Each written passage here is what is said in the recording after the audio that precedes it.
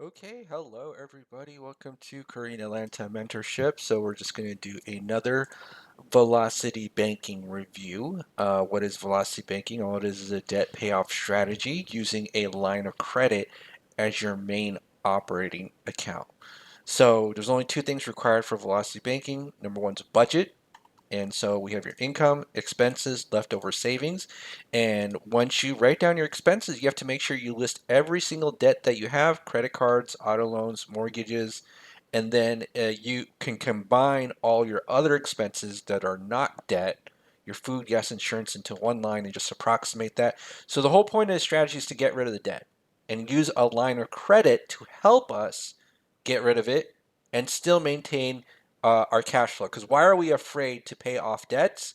Is because let's say we put our entire savings into an auto loan or mortgage and sometimes even credit cards if we don't have the right mentality. We're afraid, oh my goodness, what if I need money for emergency savings, right? So that's why we use the help of a line of credit to surpass that limitation, okay? So, in this example, it's going to be a little bit different from the previous two videos because we're doing like a millionaire example. Because what if you were a millionaire and you were broke? And there are plenty of broke millionaires out there, plenty of broke people who make over $100,000. In fact, if you just do a quick Google search, Google will say at least 50% of people who make more than six figures live paycheck to paycheck. So a lot of times people think, oh my goodness, if I made more money, that'll solve my problems. And talk to the 50% who actually do and are still broke, right? So we're going to assume two things: that we don't have to make more money, even though making more money is great, and we're not going to have any savings. Okay, savings is kind of the opposite of velocity banking. It's the opposite. But what we're going to do is put our money into something called a line of credit. So you can see right here, our paycheck goes into the line of credit and our expenses goes out. And actually, let me go ahead and copy this here. Okay. And then what we're going to do is have something called cash flow. So this cash flow number is kind of like our savings, but it's not. It's the amount that our debt is reduced in our line of credit. And we haven't done the final step yet, which is to have our line of credit as our main operating account. So what's a line of credit? All it is a financial tool where you could borrow money, pay it back, and use it over and over again. And you might think, like, isn't that a credit card? Yeah, a credit card's totally a line of credit, right? But there are other types of lines of credit. There are personal, home equity. I mean, take a look at this home equity, $280,000. I now have access to it. This is a personal line of credit. I have 15 grand access to it. So right now I have access to about $526,000 lines of credit. I can't remember anymore. I know I have over $500,000 lines of credit. And as you can see right here, this is my HELOC. And so the cool thing is that I could just borrow money whenever I want. So right now, I used some of the money already. But if I want to borrow more money, up to $266,000 in this case, I just go to a bank's website, I click a button, and then bam, it'll just go to my checking account instantaneously. That's how crazy it is. And let's say, you know what the really crazy thing is? Let's say you have a $50 bill due for the HELOC, like the monthly payment, kind of like a credit card monthly payment. And with credit cards, you can never do this, right? You can't like borrow money unless you're doing like cash advances, and those could be expensive. But you could just take out the money, the monthly payment, like $50, and put it back in. Monthly payment satisfied. I actually did this with my personal line of credit where it like had $30 due. Okay, well it's going to take me a couple of days to transfer that money, but let me borrow another $30 and put it back in. Oh, what? Monthly payment satisfied? No way. And that's actually what I did. Okay, so that's what a line of credit is, and we're going to use that as our main operating account. So what we're going to assume is we have access to a $30,000 8.5% line of credit, right? Think of it like a $30,000 credit card, but you have complete access to the money. Okay, and so what we're going to do is shuffle some debt into the line of credit and make it our main operating account. So you can see right here, this is $23,000 in credit cards. So let's go ahead and move $23,000 in credit card debt. Okay, so we're going to do that. And then now guess what happens? Oh my goodness, these two go to zero, right? So it's $1,000 of savings versus $1,700 of cash flow. How do we do that without making more money on day one? And that's because we made our line of credit as our main operating account, and we shuffled some of the most cash flow consuming debts into that line of credit, right? And then once we do that, we put the entire paycheck into the line of credit, expenses out, and then we rinse and repeat over and over again. And then after every single month, the balances of that line of credit is going to go down about 1,700 plus some interest. So let's go ahead and do that. And then we're going to calculate this. I'm going to do this quickly. But you calculate the next month, you calculate the next month's balance plus the with the previous month's balance, previous month's interest minus the cash flow. So what is our cash flow right here? It's 1754.23. 1754.23, right?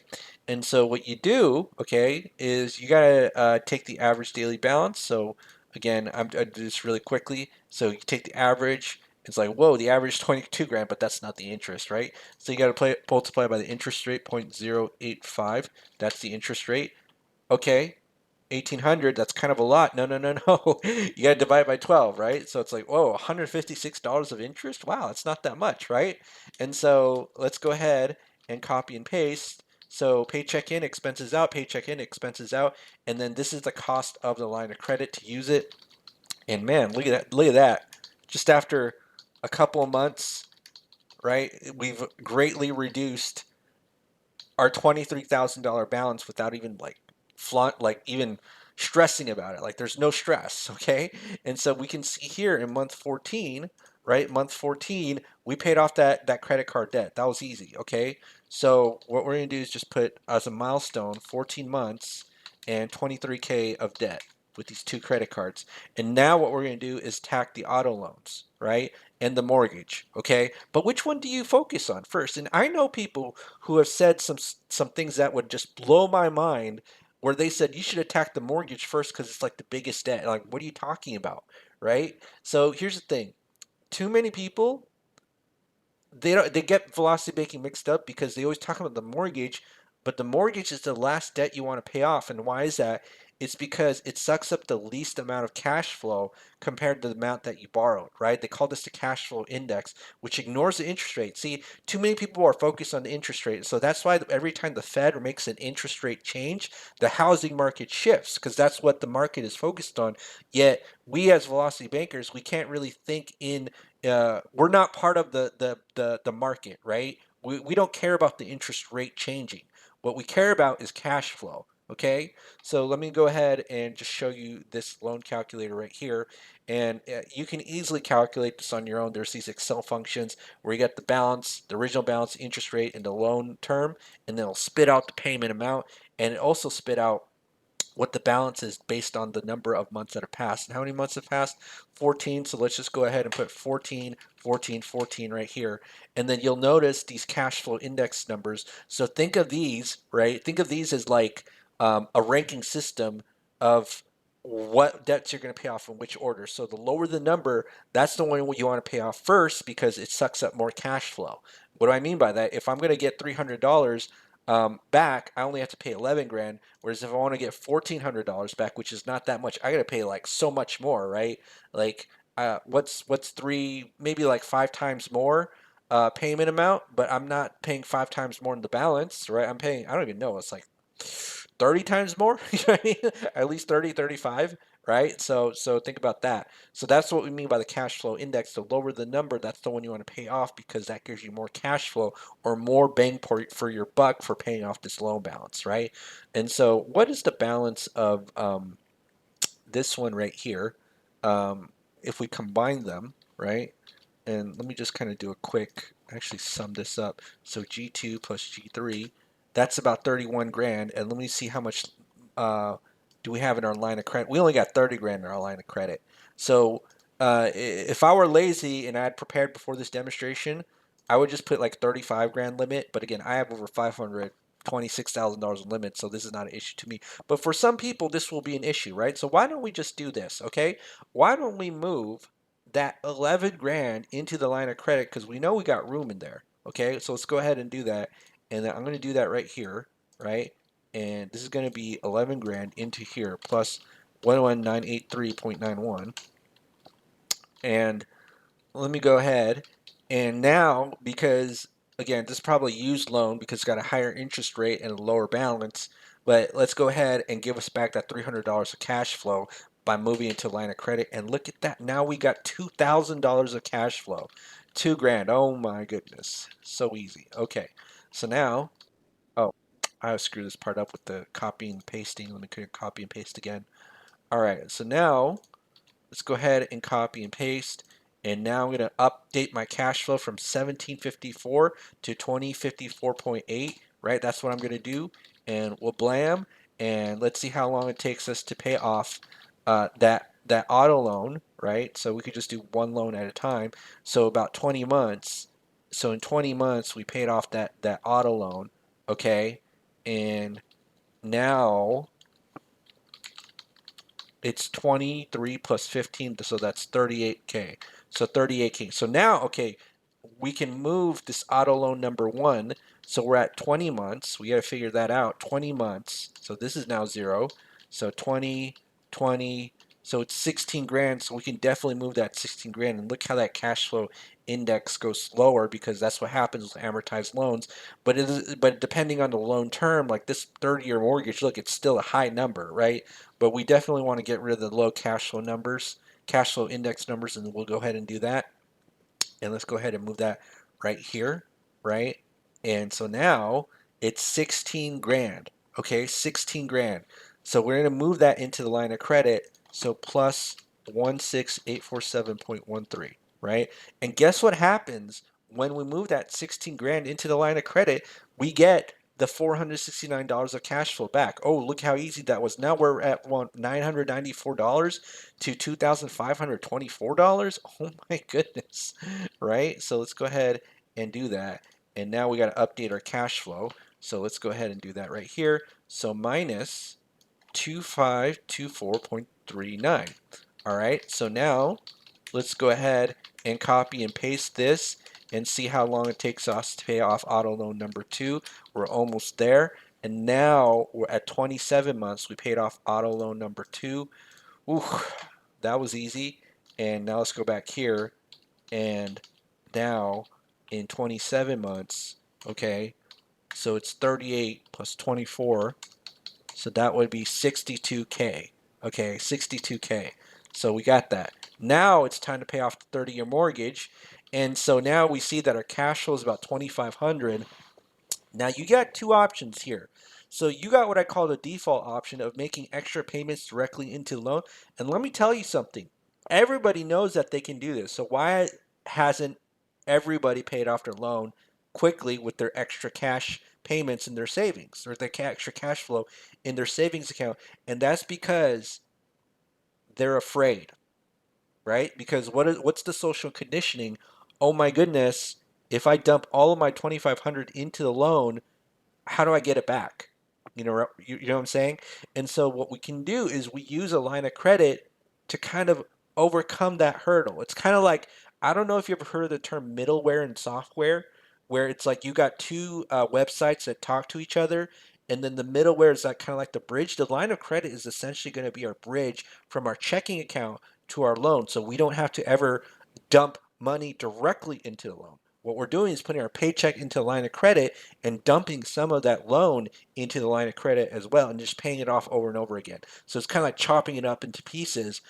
One thing we don't want to do is replace our loan with a line of credit, because if we replace this $350,000 3% loan with an 8% line of credit, right, that we don't have enough cash flow to kind of offset that interest rate. That there's a nuance that most people don't really think about. So you might have heard on the internet, "Oh my goodness, just always replace your loan with the line of credit." And did I screw this up? Is it $350,000? Yeah, no, I didn't screw it up. Okay, good, good. All right, but you might have heard on the internet, "Oh my goodness, replace your mortgage 3% with the 8% line of credit because it's calculated differently," but it's not, right? We're using the line of credit at this stage to help us overpay it and still maintain control of our money and make it easy, right? Make it easy. That's a very important uh, feature of this velocity banking thing. Because here's the thing: how good is a strategy if you learn it and never implement it? It's worthless, right? That's why when I went to a real estate investing seminar, uh, I heard the speaker speak, and he's like, "You know what the best real estate strategy is? The one you're actually going to do."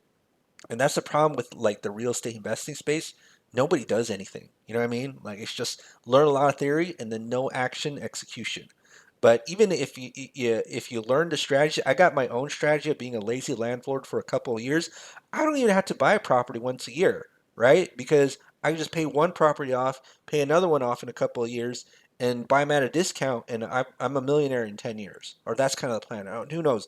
Maybe I want a little bit more, so I might buy a few more homes. But I'm just saying is that my point is this: you have a strategy that's the default where you have this cash flow and you can put directly into the loan, and most people won't do it because they're afraid. So what good is teaching people to overpay their loans if they're not going to do it, right? So we got to teach alternatives to help them overpay their loans, which is what putting your money into the line of credit would do. So for example, let's say, and let me go here, we're at, what month are we at? We're at month 2027.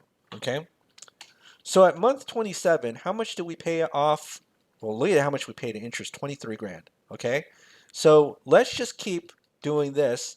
And after 27 months, and actually maybe I should pull up the loan amortization actual schedule. All right, there we go. We got a loan amortization schedule. And just take a look at this, right? So you can see in 1 year, we only pay $7,000 of principal. It takes us 1 year. Now let's say that we just move $7,000 of principal to a line of credit, or 7,300. Actually, how much is 7,000? Let me just quickly check. 7,000, that would be like, yeah, about 10 months. Okay, so 10 months to pay. No, actually, it is a year, right? Because it's 43 and it's got to be at 43,000 to be a year. So we'll say 1 year to pay off $7,000. Okay, so why don't we move $7,000 of that, okay, into a line of credit, right? So we go down here, we just move 7,000 right here, plus 7,000, okay? And now, how many months did it take to pay off that 7,000? Really about three. 1, 2, 3, bam, right? So we shaved off 1 year into 3 months, okay? And then we could just over and over again. So we just do another 3 months. That's almost like 2 years. So 6 months really, 2 years kind of became 6 months. You know what I'm saying? So we just kind of do that process over and over again. And luckily, I have this velocity banking calculator just to kind of show you quickly what the estimated payoff is. And so give me one moment. There we go. I got this velocity banking calculator up and running by Renatus. And you might be thinking, what's Renatus? Well, it's basically an online educational company where you can actually not only learn velocity banking, this is where I originally learned velocity banking from, but other subjects related to real estate investing and financial literacy, right? So, yeah, so I just, if you want access to the calculator, you got to register, but you know, a lot of people are, it's very strange how they don't really understand, like, hey, this is one strategy that you can use to learn how to save money and pay off your debt quickly, but they don't want to pay money to kind of just learn, let's say, the wealth building strategies. I just find that fascinating because when I first learned this, I was like, oh, I totally see the value of this, but most people are like, you know, I gotta save every penny that I can, and then wonder why nobody wants to help them. Because in order for you to get good help, you do have to pay other people, right? I have to pay other people. If I want a roof leak fix, I'm not gonna do it myself, right? But some people are like, I'm gonna do everything myself. Anyways, back to my point. So you just input the calculator um, deets or details right here, income, expenses, and then, you know, so many people get focused on this chunk amount thing, but the chunk amount is there just to kind of help you realize, hey, you don't have to do a huge amount, right? In fact, it's actually preferable to do it a low amount, okay? So just rule of thumb, just do kind of similar to your paycheck, $6,000, and then right here, you see that it pays off in about 8 years, 42 grand, right? You only pay about 42 grand, so you save about $115,000 of interest potentially. I'm not saying it's guaranteed. I haven't paid mine off under 3 years, and I can't believe like how much interest that I saved. It's crazy.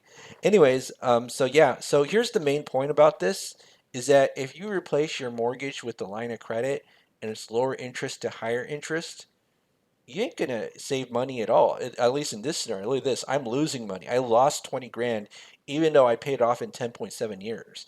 Isn't that crazy? Right? So we got to be a little bit careful of spreading advice like always get a first lien HELOC. Okay? But let me just show you something. So if this is 6 grand, and then we move it to even 30% credit card, okay, 30% credit card, wow, we still, it's almost the same amount, and we pay 50 grand of interest, so that's like 8 grand more, right? So again, if you use this chunking strategy, it's kind of resistant to the interest rate, but it does affect it. Okay.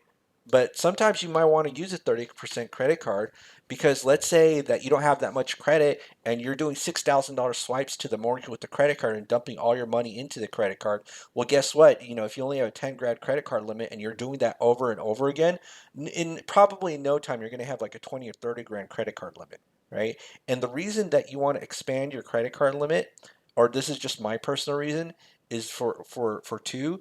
Number one is that it's easier to manage your cash flow when you have more limits, right? Like let's say you're a rental real estate owner, rental property owner, and then you have to pay, 10 grand for a roof, right? Like a person like me who has over $500,000 in credit limits, that's not a problem. A person where their credit limit is a 10 grand and that's the only credit card they have, that's going to lead to cash flow issues. And then number two is easy access to opportunities. So if I have over $500,000 in credit limits and I got a good deal in my hands where I can make potentially $50,000 or $100,000 profit in 3 to 6 months, and I could just borrow that money, some of that money from the line of credit, well, there you go, right? So let me just kind of go here, 8%. And then as we can see, yeah, 7.9 years is the payoff. And we're going to go ahead and do that and record that. So let's go ahead and record it in the other screen and blam. So 27 divided by 12 plus 7.9. And so that's about 10 years. So 10.15 years to be debt free. Okay. Now, notice it's not 10 years to be mortgage free. And this is usually one of our worser case. I don't know if that's even a right word, but it's not like usually when I do these, it's like, oh, the mortgage gets paid off in 3 to 4, and it takes 7 years to be debt free. So when I'm looking at this, because I've done this so much, I'm like, wow, this is kind of off, right? But this is why the purchase price of the home is incredibly important, because usually I'm kind of tackling this with like $250,000 loans, and it becomes like a 7 year loan. So this is why you got to do things that other people think is impossible, which is buy real estate at a discount, right? I always emphasize that, but most people are just like, oh, the market price is the market price. The market price is yeah, that is the market price, but it doesn't mean you can't get a discount with it at the market price if you know how to do real estate right. But what I'm saying here is that the reason it took us 10 years to be debt and mortgage free is because the mortgage, we bought a more expensive house than we should have, right? And so I personally, at this stage of my life, would never get a $300,000 to $400,000 house, or a $300,000 to $400,000 loan. I mean, right? You got to think about a 20% down payment. And so now let me go ahead and exit out of here. Or actually, before we exit, now we got our final cash flow number, which is 4 grand a month, which is pretty solid. It's pretty good, right? And now we just be debt free and have rich people problems. Once you have rich people problems, all you get is a little bit nervous that you got too much money in your savings account, and then you want to go ahead and invest. And this is why, like, it's much easier to get money from rich people to invest, because of that rich people problem factor that most people don't think about. In fact, the reason why you shouldn't take money from poor people is because if that's is their mentality, is that's all they have, then it's going to cause you problems down the road, because they don't have the fortitude to kind of stick through things, right? Like I remember that feeling when all I had, or when I went to the grocery store and I had $5, like, you know, left over in my bank account to buy carrots for my carrot juice, and I'm freaking out about that, right? That's why the SEC makes so many regulations. If you're going to borrow money or raise money from people who make less than like 200 something thousand dollars, right? We want to, if you want to do real estate deals, you got to network with rich people. That's what I'm saying. Much easier to do it with rich people than poor people. Poor people we serve afterwards. Okay, a lot of people do things wrong. Cause think about this. If you're the Dell family or Michael Dell, do you build Dell computers first, or do you build the Dell Foundation first? You build the Dell computers first, and then afterwards you build Dell Foundation. But too many people, they got it wrong, because they think that in order for them to serve the poor people, they can serve them directly. right? We can't do that. What we gotta do, and there's nothing wrong with serving rich people, right? Because you'll realize this when you're rich, money's kind of worthless. Like you'll be like, wow, I got all this money, but I can't even find good health. You know what I mean? But most people don't realize that because they've been brainwashed that money is the most important thing when it's not, right? All right, so back to what I was saying 10 years debt free. So I think we're good for today. And let me actually think if there's anything else that I need to cover. And I don't think we do. I just got to come up with a good thumbnail, clickbait title after I end this video. Maybe something about cult leaders or something. I don't know. But people want to be part of the cult. You know what I mean? All right, well, that's it for today. Have a great day, and we'll speak next time.